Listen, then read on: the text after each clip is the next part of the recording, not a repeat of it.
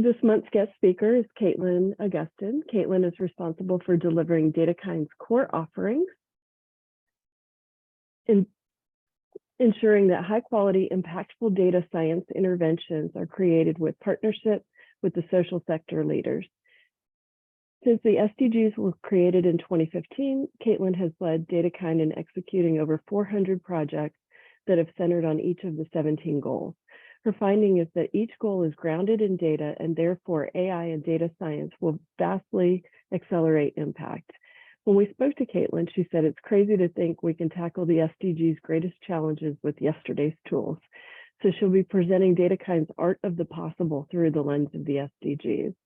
Under Caitlin's leadership, DataKind has launched its flagship portfolio of work in the frontline health system, which has led to global partnerships and publications and the release of a digital public good, the Data Observation Toolkit. She's also an advocate for open data and open data systems, and is a thought leader in making data available to governments and policy actors, working across social sectors in support of local communities across the United States and around the world. Caitlin holds a BSIE, you'll have to tell me what that is, and a PhD from the University of Miami. Go Canes. She resides in Orlando with her husband and son. So I'm going to turn it over to you, Caitlin, and we're excited to have you here today. Yeah, thanks so much for having me. And I also appreciate that you threw in the Go Canes as a fellow Miami alum, Sandy. Quentin, I'll just quickly introduce Quentin. First off, everyone should get you a hype person like Quentin, because Quentin wrote my bio and I was like, wow, I'm pretty impressive. So I hope I live up to this for you all here. Quentin is on DataKind's partnerships team, and he's really the person who makes all of our connections across sectors. So he knows who to talk to get a project moving forward and to get the next idea connected. So I'm really thrilled that he's here today on this call and helped us even just set up this opportunity. So I'm really glad to get the chance to talk to you today. As Sandy mentioned, talking to you a bit about the art of the possible and how we can use data science, machine learning, and AI toward positive social impact and toward helping achieve the SDGs. My quick agenda, I'll be speaking for about 30 minutes, give or take. You can please throw questions in the chat. I'll try to answer them as I go, and I know we'll have time for Q&A at the end. But just to cover what we'll cover off today, I'll give you a little bit about DataKind, talk to you about some of the guidelines that we found to be really essential for using data toward this social impact, toward tackling the Sustainable Development Goals. I'll give you examples of impact, thanks to everyone who completed the survey that went out ahead of time, focusing in on 3 of the SDGs that were kind of deemed as the ones that almost everyone on this call is working on. So giving you some examples of how DataKind has brought data into those spaces with key social impact partners, and then a little bit of our lessons learned across those projects, and then some Q&A. So with that, a little bit of an overview of DataKind. So DataKind, we are a global nonprofit focused on using data science, machine learning, and AI in the service of humanity.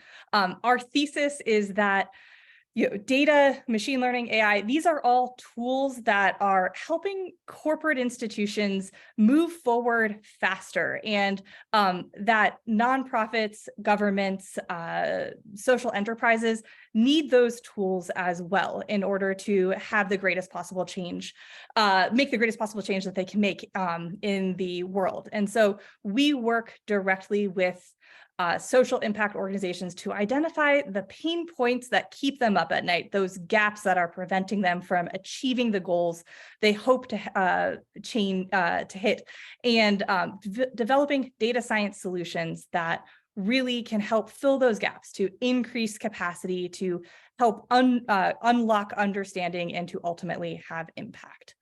As Sandy mentioned, we are a US-based institution, but we actually work around the globe. So we have headquarters in New York, but we have offices in DC, in San Francisco, down here in Orlando. We just opened in Credo Conduit, which is very exciting. And we also have offices in the UK, Singapore, and in Bengaluru.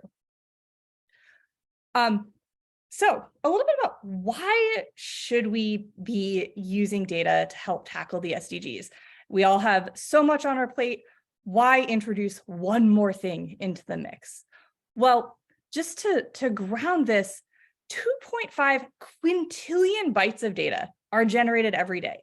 And in the last 2 years alone, 90% of the data in the world was generated. That's an astonishing amount of information that must be used, must be harnessed towards some level of impact. But it's pretty overwhelming to say, let's start with that data. There's so much data out there. How do we even begin? And at DataKind, we say, let's start with the questions, not the data. We want to know the questions that keep you up at night. What is preventing you from achieving your goals? What are the things that you hope to see changed in the world? And once we start with that set of questions, we can understand the pieces of data that might come into that puzzle. We're fond of talking about these problems as wicked problems. I think probably everyone on this call has experienced this, this quote, but just to say, wicked problems are the ones that are difficult or impossible to solve. They might have incomplete, contradictory, or changing pieces of information that are difficult to recognize. And instead of saying that we are going to solve these wicked problems, we focus on taming pieces of those problems. For example, we might not be able to say, we're going to solve poverty, but we might be able to break off a piece of that and say, we're going to solve childhood malnutrition in the United States. So we hone in on pieces of that problem to tame or to tackle. And that's really where data can start to come in and play a part of that solution building. When we think of the things that data can be used for, this is where we start to form questions. So if you're thinking, gosh, I don't even know where to start with questions, the first thing I would say is we can use data to observe the state of the world. So we can use data to say, I want to know what's happening right now. As Sandy said, I live in Orlando. I want to know how many children are enrolled in school in Orlando. I want to know how many children go to school and need subsidized lunches. Those are things that I want to know about my current state of the world so that I can start to build my path toward making change. So data science, machine learning, AI, this can help you identify data. So we can pull information out of text and say, there are huge PDF reports. I need to extract that information. So you can identify the data. You can access data using data science, machine learning, AI. And you can also build systems that help you trust the data. You can have validation steps put in. And once you have a clear understanding of your world, a sense of this observation of the state, data science, machine learning, AI can help you reason through the world. So you might say, I know what my world looks like. I know how many children I need to serve in my community. I want to know what will happen next based on my understanding of the world. So if I could pull this particular lever, what happens next? Well, this is where this toolkit of data science, machine learning, AI can help you understand what's in the data, understand what pieces of information relate to each other. It can help you anticipate the outcomes. If I introduce this variable, what happens next? And it can help you process what next actions to take to say, I can use my data science understanding to say, I have 3 potential actions. Let me see the one that has perhaps the greatest potential outcome. And then you can also use this data science approach to help you act. You can say, I want to change something in the world. I want to get closer to my goal state.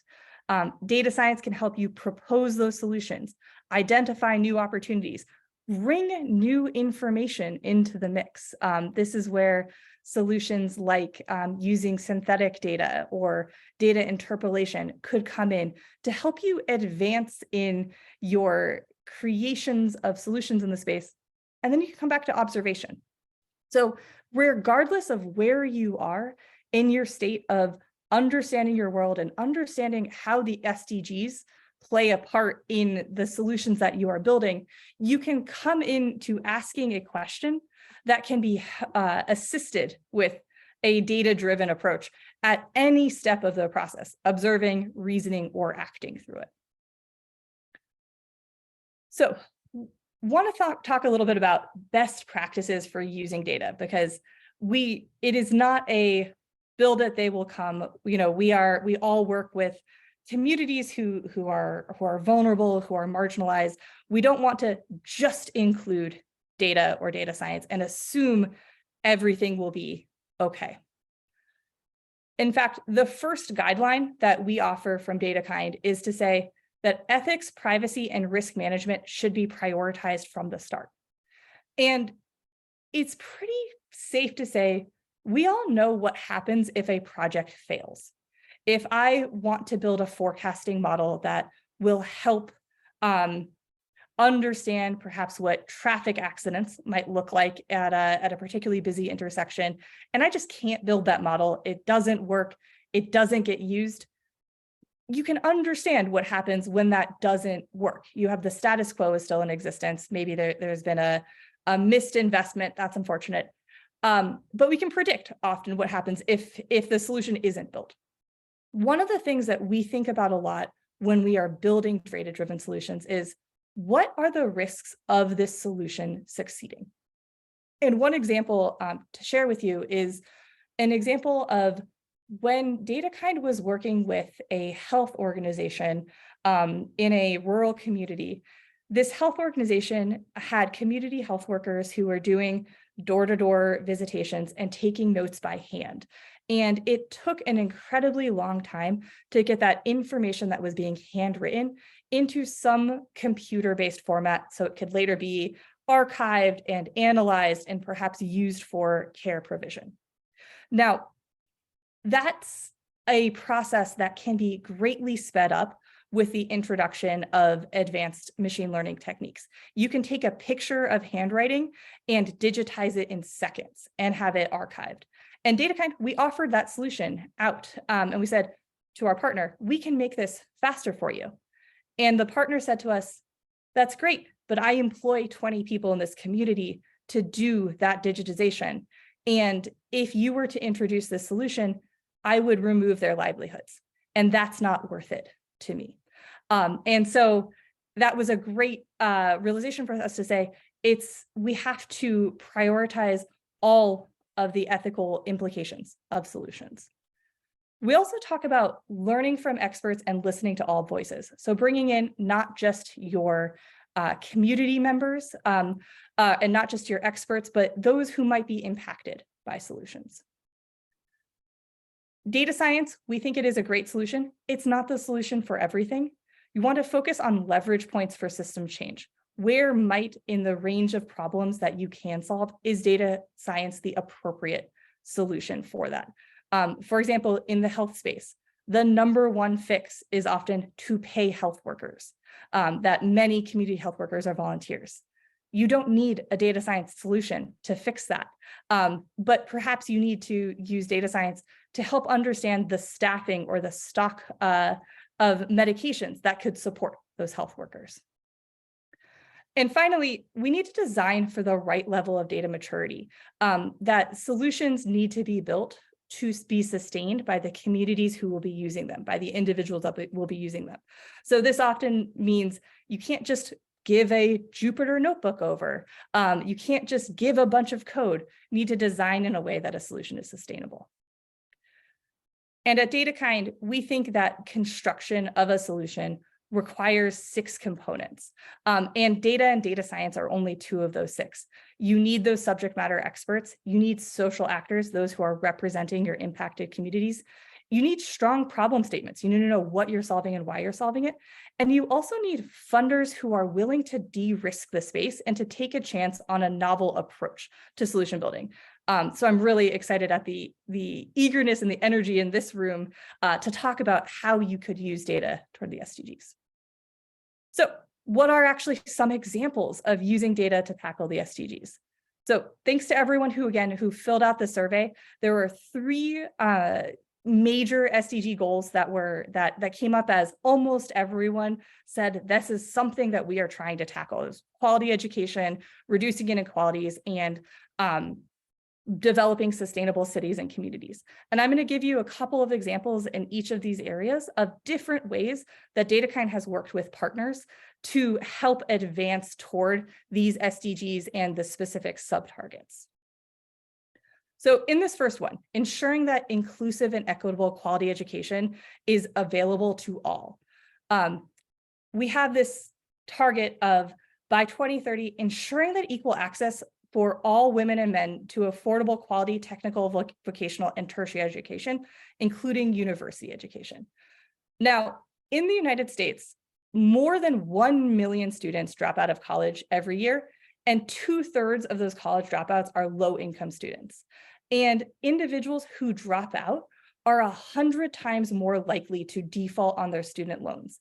And this gap is exacerbated between white students and Black and Latino students, where the graduation gap is almost 20 percentage points between Black and Latino students who graduate with a degree after 6 years versus white students. So John Jay College in the City University of New York system came to DataKind and said, we want to help students graduate from our university. And we have an advising system that can help them get there, but we don't have students coming and taking advantage of this support. How can we turn this from an opt-in program where a student has to come and ask us for help, and instead turn it into an opt-out program where we can go and offer our support to students who we anticipate being highest need, and then they could elect to work with us or not.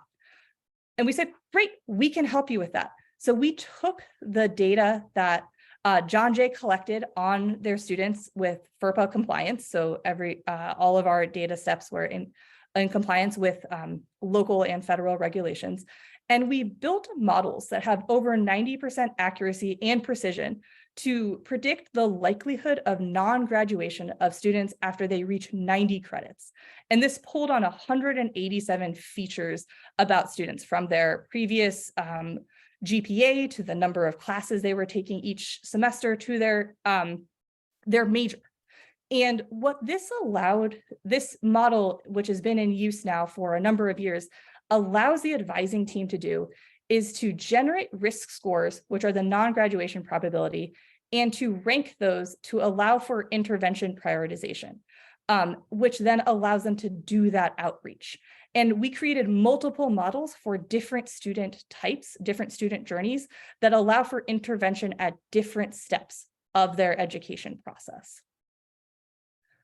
And just to share some exciting gains from this, the John Jay was looking to get more students to graduate, but without this tool, they were still only seeing 54% of their seniors graduating within 2 years of that 90 credit mark.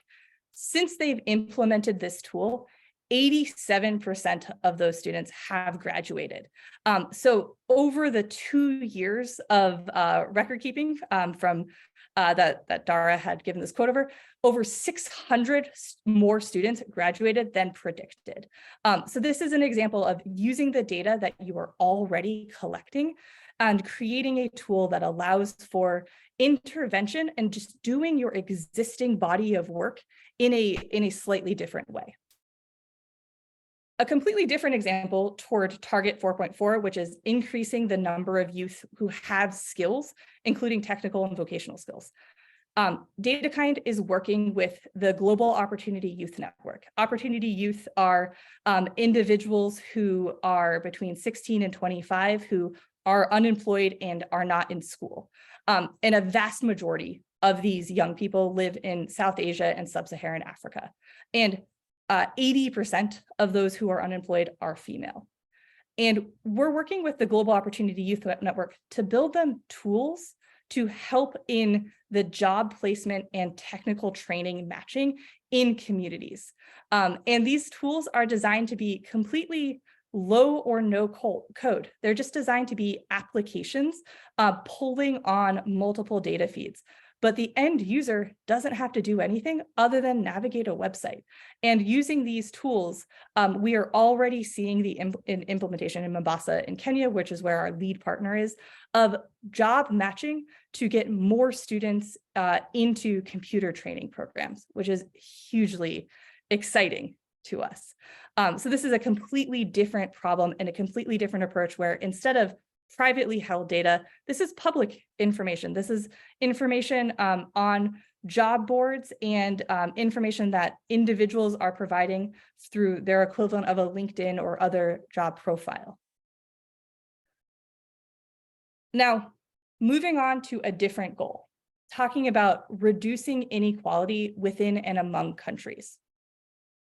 One of the major targets under this SDG is adopting policies, especially fiscal, wage, and social protection policies, and progressively achieving greater equality. DataKind, we've been working on social protection for a number of years with a number of partners. And one of the projects that we've actually been able to do in Central Florida is working on housing. So in the United States, nearly 5 million Americans are losing their home each year through eviction and mortgage foreclosure. And information on this housing loss is not kept in any systemic fashion. It's kept on a local level. It's kept in a variety of types of storage places, meaning that policymakers lack a systemic and data-driven way to understand where housing loss is happening and who is most affected by housing loss. So DataKind, in partnership with New America's Future of Land and Housing team and local partners, such as those in Orange County, Florida, we built a tool called FEAT, which is the Foreclosure and Eviction Analysis Tool. It's an open source tool that local leaders can use to analyze their own eviction and foreclosure data for decision making. And it also incorporates publicly available housing loss information via the Eviction Lab and dozens of socioeconomic, geographically aligned features via the US Census. And it produces insights that are immediately actionable. And this is just an image of that to say, this is a dashboard for Orange County for the number of evictions that occurred within a particular time frame, a map of the census tracts where those evictions were happening highest, a time series of that, and also what features were most aligned to that housing loss. So things like not having a car or working in service populations in the service industry being aligned to populations who are most vulnerable to housing loss. And this information was used by a local state representative, Representative Anna Eskamani, to do an enrollment into the Emergency Rental Assistance Program to get nearly 600 more households enrolled before that program closed. So in this case, again, this is a tool where locally held information that's often just collected and archived within a court system can be used in conjunction with public data to drive social protection within a community and to ensure greater equity in social benefits being provided. Sharing another example just of completely public data. The Black Wealth Data Center is working really specifically toward target number 2, which is to empower and promote the social, economic, and political inclusion of all. The Black Wealth Data Center was founded on this belief that, if we can open up information on racial wealth equity, we can then push for change in policies to close the racial wealth gap in the United States. An astonishing statistic about this racial wealth gap is that the richest 400 Americans hold approximately the same amount of wealth as that of 43 million Black Americans. But historically, significant gaps in data have made this an approach to racial wealth equity more difficult to achieve. And so what we have done with the Black Wealth Data Center, and I really encourage you to go to their website, is to help them build and launch their racial wealth equity database. And this is a database of over 36 data sets in 6 different key areas of economic action, from the relationship between home ownership and wealth, to education and wealth, to social services such as broadband and wealth, to start to understand how those features play into this wealth gap. We also know that the disparity in racial wealth is related to many different inequities experienced between races. And we wanted to also build a tool that not just exposed this information, but also was useful toward driving that policy action. And one tool that we've built with the Black Wealth Data Center is a business investment indicator tool. And this is a tool that identifies community zones for capital investment using open data. So saying that this is a community that has been underinvested in, but meets all of the criteria for community investment by public investing vehicles, and highlighting those as a way to spur additional community investment in those areas. All right. So again, one other thing I'll just mention with the Black Wealth Data Center as an example is this is a great example of a place where it was incredibly hard to get data. These 36 data sets that the Black Wealth Data Center now offers for visualization, those were historically disconnected from each other, meaning that you couldn't see the full picture. So when you start to talk about SDG reporting or measuring SDGs on a community level, these pieces of information didn't exist together as a tool before September of 22, when this website was released. One thing that these types of public resources can help with is to provide proxy information or providing measurement at a community level if actors can't do their own data collection. So tools like the Black Wealth Data Center and other aggregator resources, paid tools like Policy Map, are tools that have already collected, interoperated, normed data for measurement and comparison. So just offering that as a recommendation as you think of where can you draw data from. Just 2 more examples before we really start to talk about questions. Toward the goal 11, making cities and human settlements inclusive, safe, resilient, and sustainable. So by 2030, one of our targets is to ensure access for all to adequate, safe, affordable housing and to basic services, and to upgrade slums. Now, a completely different problem than the ones that I've talked to you about so far is looking globally, that 36% of the global population lacks access to a toilet, which contributes to a huge host of health and environmental problems. Health problems from water and sanitation, environmental problems from adequate disposal. There are a lot of gender equity problems associated to this. Women who do not have access to a toilet are more vulnerable when they go to seek out sanitation opportunities. And organizations globally are working to change this. And a specific type of organization is a container-based sanitation organization, where they provide toilet drop-off and pickup services. But these service providers face 2 main challenges. They have to manage the cost and logistics of transportation of these sanitation tools, and they don't have any sort of optimization tool to make it easy for them. So DataKind, working with an organization called Soil Haiti, we built software to solve this capacitated vehicle problem. Capacitated vehicle problem is a pretty common one in operations research. Sandy, you mentioned what's a BSIE? It's a Bachelor's of Science in Industrial Engineering. So someone who spends their day working on operations problems like this. So solving this capacitated vehicle problem to say, I have a truck, a wheelbarrow, a bicycle, and an ATV. And each of those vehicles can carry a different number of toilets. Maybe my truck can carry 20 toilets, my ATV can carry 4, my wheelbarrow can only carry 2. Where should I send my drivers with that capacity in order to complete their routes efficiently? Previously, the routes that these drivers took, they were done by institutional memory and just created by hand. So we built software to solve that problem, to efficiently say, here's the vehicle that needs to go on this route to serve these individuals on this timeline.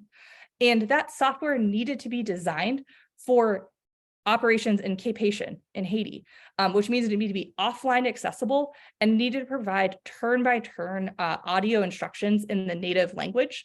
And it needed to allow driver customization. There are a number of conflicts between residents of neighborhoods within Cape Haitian, and certain drivers couldn't drive in certain neighborhoods. They needed to be able to essentially black out those neighborhoods. This tool has saved Soil Haiti over 13% of their previously spent resources to conduct the same number of trips, meaning that they've been able to actually expand their services further using their existing resources.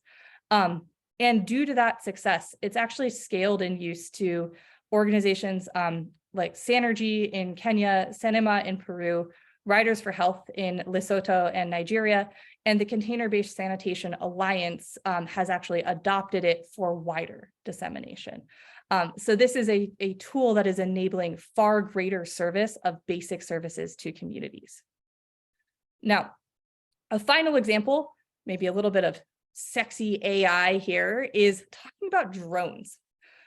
So this final target I'm going to talk about is by 2030, significantly reducing the number of deaths and people affected by disasters, including water-related disasters. Now, drones are a part of this solution. The use of civilian drones has increased over the past decade. It has a number of community benefits as diverse as urban planning and medical supply delivery. But to use a drone takes an astonishing amount of time.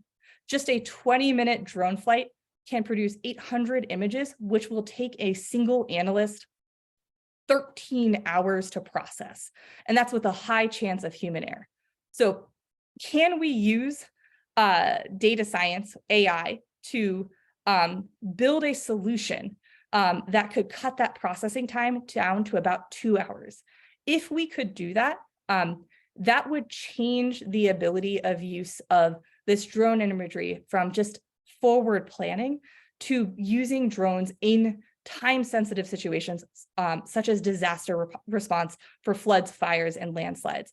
This is of key interest to We Robotics and the Tanzanian flying labs, because the river that cuts through Dar es Salaam floods its floodplain almost every year. And they don't have a great sense for how many people are at risk in that flood. So what we did was we built a fully automated tool. So that means that all the users had to do were to upload their drone imagery to the cloud and press a button to run this pipeline, which was based on a neural net model. And the outputs of this tool are building footprints that could be downloaded in areas with limited connectivity, which is really key in a disaster situation. And the local experts from the government were able to use this information to do disaster preparedness planning, emergency vehicle access, and construction of things like solar power and much more. So an amazing resource to say, we take this information that is being collected and we can use data science, machine learning, and AI to make it faster so that we can more readily achieve this specific SDG target. So what's DataKind learned from these the 400 plus projects, 350 plus projects we've done in this time frame. And these 6 were just a diverse flavor of projects here. We've learned that the partnerships that we build are essential to delivering projects well. You need to work with organizations who are mission-driven, who have a clear theory of change, and have the potential to utilize digital data. You don't need to have your own digital data to use data science, but you need to have an access point to digital data with project leaders who are committed to implementing a solution process and sustaining resources dedicated to that solution at whatever level of maturity is appropriate. And we've seen that these solutions will, once they're successful, they will de-risk the space, making it easier for next adopters to take a data science solution forward. Every example I showed you in this pathway had a single anchor partner who started that work and has been picked up by subsequent partners because they've seen that success. These projects are successful because they focus on the critical problem that the organization is trying to solve. They use technology that's appropriate to that case. So being able to work in offline conditions or being able to work only with public data for an organization who doesn't collect their own information. Part of why they work is because they are solutions that were created with and overseen by the individuals doing the work on the front lines. And the success at scale and that ultimate impact toward the SDGs is because these solutions are parts of strong platforms and partnership networks. So with that, I think I'm a couple minutes over, but I'll stop for questions. So. Thank you, Caitlin. I know that's a lot of information in a very short period of time. And fortunately, there is a recording of this, so you can go back